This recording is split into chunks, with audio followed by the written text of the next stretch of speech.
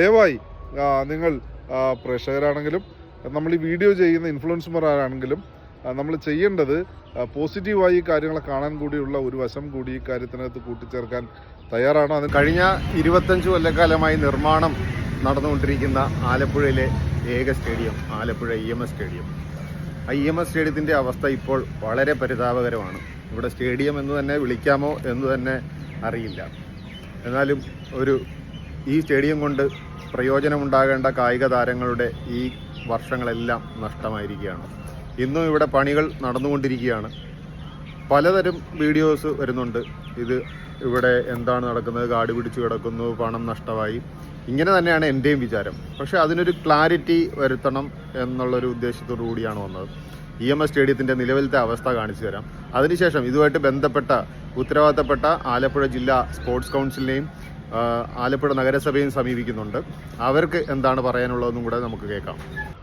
സ്റ്റേഡിയത്തിൻ്റെ നിലവിലത്തെ അവസ്ഥ ഇങ്ങനെയൊക്കെയാണ്. ഇവിടെ എന്തൊക്കെയോ പണി നടക്കുന്നുണ്ട്.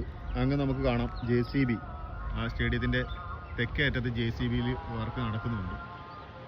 എന്തായാലും നമുക്ക് ഇപ്പോഴത്തെ ഈ അവസ്ഥ, കായിക താരങ്ങൾക്ക് ഇവിടെ പ്രവേശിച്ചിട്ടും വലിയ കാര്യങ്ങളൊന്നുമില്ല. എന്നാൽ എന്താണ് അതിൻ്റെ പിന്നിലുള്ള കാരണം എന്ന് നമുക്ക് ചോദിച്ച് തന്നെ അറിയേണ്ടിയിരിക്കുന്നു. ആലപ്പുഴയിലെ കായിക താരങ്ങൾക്ക് ചോദിക്കാനുള്ളൊരു ചോദ്യം ഞാൻ താങ്കളോട് ചോദിക്കുകയാണ്. ഇത്രയും മോശമായിട്ടുള്ള രീതിയിൽ ഇതിങ്ങനെ കിടക്കുന്നത് എന്താണ്?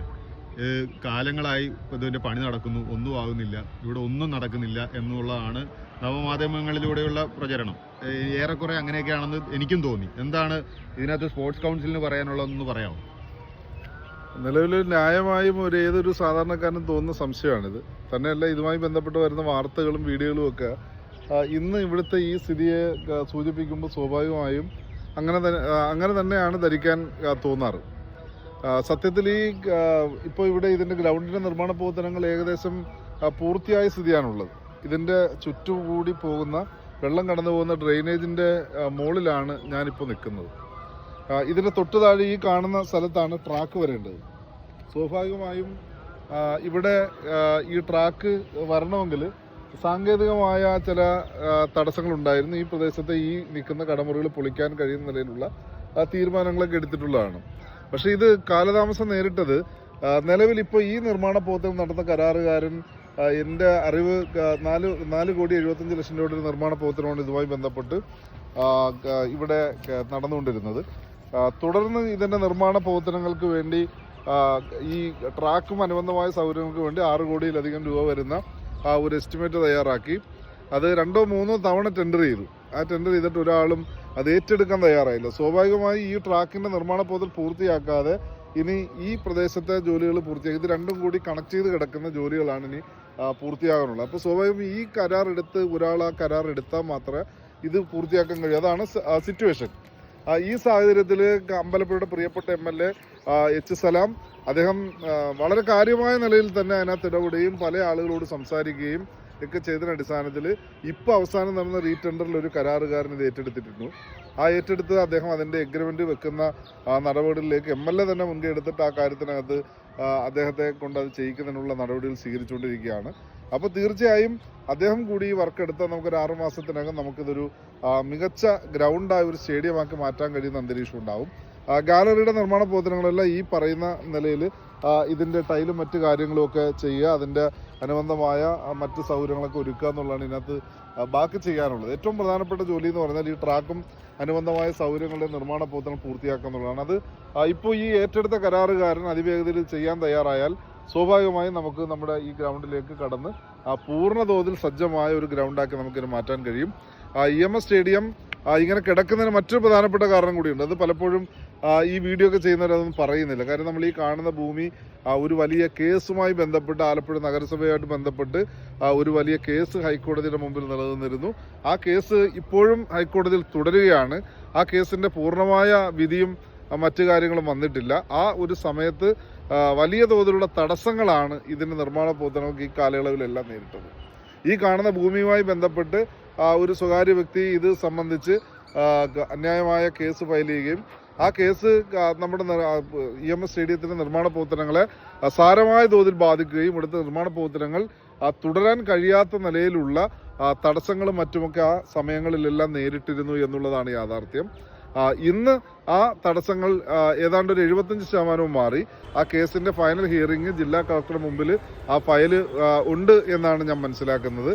നിശ്ചയമായും ജില്ലാ സ്പോർട്സ് കൗൺസിൽ എന്നുള്ള നിലയിലും ഒരു കായിക മേഖലയിൽ ഇടപെട്ടുകൊണ്ടിരിക്കുന്ന ഒരാളെന്നുള്ള നിലയിലും ഈ കാര്യത്തിനകത്ത് ബന്ധപ്പെട്ട MLA-യോടും അതുപോലെ തന്നെ കായിക വകുപ്പിലെ ഉദ്യോഗസ്ഥന്മാരോടും എല്ലാം നിരന്തരം സംസാരിക്കാറുണ്ട്. പക്ഷേ ഈ കരാർ കൊടുത്തിട്ട് ഒരാളത് എടുക്കാൻ തയ്യാറാകാത്ത സാഹചര്യം 2-3 പ്രാവശ്യം വന്നു. നിശ്ചയമായും അമ്പലപ്പുഴയുടെ പ്രിയപ്പെട്ട MLA H. സലാമിൻ്റെ നല്ലൊരു ഇടപെടൽ കൊണ്ടാണ് ഇപ്പോൾ ഇത് സാധ്യമാകാൻ പോകുന്നത്. നമുക്ക് ഒരു കരാറുകാരൻ ഈ നിർമ്മാണ പ്രവർത്തനങ്ങൾ ഏറ്റെടുത്തിട്ടുണ്ട്. അദ്ദേഹം തന്നെ മുൻകൈ എടുത്തിട്ട് അവരെ കൊണ്ടത് ചെയ്യിക്കുന്നതിന് വേണ്ടിയുള്ള നടപടികളാണ് ഇപ്പോൾ നീങ്ങിക്കൊണ്ടിരിക്കുന്നത്. ദയവായി നിങ്ങൾ പ്രേക്ഷകരാണെങ്കിലും നമ്മൾ ഈ വീഡിയോ ചെയ്യുന്ന ഇൻഫ്ലുവൻസർമാരാണെങ്കിലും നമ്മൾ ചെയ്യേണ്ടത് പോസിറ്റീവായി ഈ കാര്യങ്ങളെ കാണാൻ കൂടിയുള്ള ഒരു വശം കൂടി ഈ കാര്യത്തിനകത്ത് കൂട്ടിച്ചേർക്കാൻ തയ്യാറാണ്. അതിന് പിന്നെ പ്രിയപ്പെട്ട വിമൽ അതിന് തയ്യാറായി. അതുകൊണ്ടാണ് ഇന്ന് ഇത് സംബന്ധിച്ചൊരു അഭിപ്രായം പറയണമെന്ന് പറഞ്ഞപ്പോൾ ഞാൻ ഇവിടം വരെ വന്നത്. കാര്യം വലിയ തോതിലുള്ള തെറ്റിദ്ധാരണയാണ് ഇതുമായി ബന്ധപ്പെട്ട് പ്രചരിപ്പിക്കപ്പെടുന്നത്. ആലപ്പുഴ നഗരത്തിൽ വീണ്ടും ഒരു കളിക്കളം വരുമ്പോൾ അതിനെ ഇതുമായി ലിങ്ക് ചെയ്തിട്ട് തടസ്സപ്പെടുത്തണം, അല്ലെങ്കിൽ അതിൻ്റെ ആവശ്യമില്ല എന്ന് പറയുന്നിടത്തേക്ക് കാര്യങ്ങൾ മാറുകയാണ്. അതിൻ്റെ യാഥാർത്ഥ്യം എന്താണ് എന്നുള്ളത് അതിൻ്റെ വസ്തുതകളിൽ നിന്നുകൊണ്ട് നമ്മളിതിനെ പരിശോധിക്കുമ്പോൾ മാത്രമാണ് നമുക്ക് തിരിച്ചറിയാൻ കഴിയുന്നത്. അപ്പോൾ ആ നിലയ്ക്ക് വസ്തുതകൾ ഇതാണ്. ഇതിൻ്റെ കേസും കാര്യങ്ങളുമായി ബന്ധപ്പെട്ട് കാലതാമസം ഉണ്ടായിരുന്നു. ആ കേസ് ഇപ്പോഴും പൂർണ്ണമായി പരിഹരിക്കപ്പെട്ടിട്ടില്ല. പക്ഷേ ഇവിടെ നിർമ്മാണ പ്രവർത്തനങ്ങൾക്ക് ഈ ഗ്രൗണ്ടിനകത്ത് ഈ ട്രാക്കും അനുബന്ധ സൗകര്യങ്ങളും ചെയ്യാൻ, സിന്തറ്റിക് ട്രാക്ക് ഉൾപ്പെടെയുള്ള കാര്യങ്ങൾ ചെയ്യുന്നതിന് വേണ്ടി നമ്മൾ പണം വെച്ചിട്ട് ആ എസ്റ്റിമേറ്റ് തന്നെ അധികരിച്ച പണം കണ്ടെത്തി MLA തന്നെ മുൻകൈയെടുത്ത് കായികവകുപ്പ് മന്ത്രിയോടും കായിക വകുപ്പിനോടും എല്ലാം ആവശ്യപ്പെട്ട അനുസരിച്ച് അതിൻ്റെ പണം വർദ്ധിപ്പിച്ച് വീണ്ടും അത് റീടെൻഡർ ചെയ്ത് പുതിയ റേറ്റിൽ റീടെൻഡർ ചെയ്ത് ഒരു കരാറുകാരൻ ഇപ്പോൾ അത് ഏറ്റെടുത്തിട്ടുണ്ട്. അദ്ദേഹം ഈ വരുന്ന മാസം തന്നെ ഇതിൻ്റെ നിർമ്മാണം തുടങ്ങാൻ കഴിയുമെന്ന നിലയിലാണ് പ്രിയപ്പെട്ടവരെ അറിയിച്ചിട്ടുള്ളത്. അപ്പോൾ അങ്ങനെ നമുക്ക് ആലപ്പുഴയിലെ EMS സ്റ്റേഡിയം യാഥാർത്ഥ്യമാകുമെന്നുള്ള ഒരു ശുഭപ്രതീക്ഷയോടുകൂടിയാണ് ഇപ്പോൾ കായിക മേഖലയുള്ളവരെല്ലാം മുമ്പോട്ട് പോകുന്നത്. ഇതിനുവേണ്ടി നല്ല ഒരു മുൻകൈ നമ്മളെല്ലാവരും എടുക്കണം. അത് എല്ലാ നിലയിലും ഇതിനെ നെഗറ്റീവായി കാണാതെ എന്തുകൊണ്ടാണ് ഇതിങ്ങനെ നടക്കാത്തത്, ഏതെങ്കിലും നിലയിൽ ആരും ബോധപൂർവമായ ഒരു തടസ്സം വരുത്തുകയോ അല്ലെങ്കിൽ ബോധപൂർവമായി ഇതിനകത്ത് അലംഭാവം കാണിക്കുകയോ ചെയ്തതല്ല എന്ന് ബോധ്യപ്പെടുകയും കായിക മേഖലയിലുള്ളവർക്ക് ഉപയോഗിക്കാൻ കഴിയുന്നതിന് വേണ്ടി ഇതിനെ സജ്ജമാക്കാൻ വലിയ തോതിലുള്ള നിർമ്മാണ പ്രവർത്തനങ്ങൾക്ക് നല്ല മെച്ചപ്പെട്ട കരാറുകാർ വരണം. അവർ ഇത് ഏറ്റെടുക്കണം. ഇതിൻ്റെയൊക്കെ ഉണ്ടായ സാങ്കേതികമായ തടസ്സങ്ങളാണിത് ഈ നിലയിലേക്ക് നമുക്ക് താമസിക്കാനിടയാക്കിയത്. വരും ദിവസങ്ങളിൽ അത് പൂർത്തിയാകുമെന്നുള്ള 100% ഒരു ഉറപ്പാണ് നമുക്ക് ഈ അവസരത്തിലുള്ളത്.